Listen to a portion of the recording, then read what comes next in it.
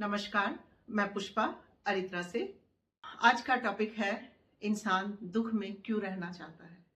आपने देखा होगा कि दुखों की बात करना, अपनी पीड़ा की बात करना, अपनी बीमारी की बात करना, कुछ लोगों को ऐसा है कि वो बात ही जब भी आप उनसे मिले वो बात करेंगे या तो अपने शारीरिक दुख दर्द की या अपने रिश्तों के दुख दर्द की, और कुछ नहीं होगा तो देश की, दुनिया की, मगर वो बात करेंगे दुख दर्द की।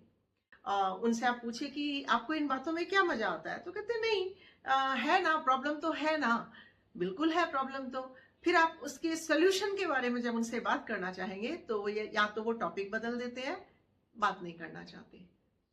तो आपको नहीं लगता कि जब हम बातें दुख की करते हैं तो उनको सुन भी रहे होते हैं, और जब सुन रहे हैं उन्हीं को तो डबल माइंड चल रहा है दुखों में ही, नेगेटिविटी में ही।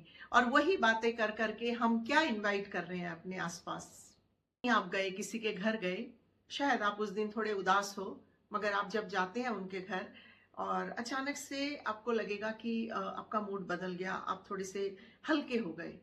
और शायद आपको पहले पता भी ना हो, मगर थोड़ी देर में वहां बातचीत में शायद पता चले कि वहां पर कुछ लोग बैठ के हंस बोल रहे थे। वो जो हंसने बोलने की एनर्जी उस कमरे में थी, उसने आपकी उदासी भी मिटा दी। मैं मानती हूँ जीवन है, इस जीवन में बहुत सारे दुख हमारी जिंदगी में आते हैं। उन दुखों को अगर बात भी करना है तो किसी ऐसे इंसान से करेंगे जहां कोई सोल्यूशन नजर आए। सिर्फ बात करने के लिए इनको डिस्कस ना करें। आप उनको अपने जीवन में इनवाइट कर रहे हो और ज्यादा इनवाइट करते जा रहे हो।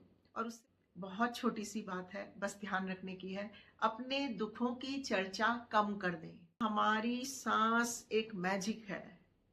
अगर हम सांस पे लौट आते हैं ना, सांस एक ऐसा रामबाण है कि हर बार मैंने देखा है, अगर सांस पे लौट आते हैं तो हम उन्हीं चीजों में से वापस आना शुरू कर देते हैं। छोटी छोटी चीजें हैं, आप देखेंगी जिंदगी बहुत खूबसूरत होना शुरू हो जाएगी। Thank you.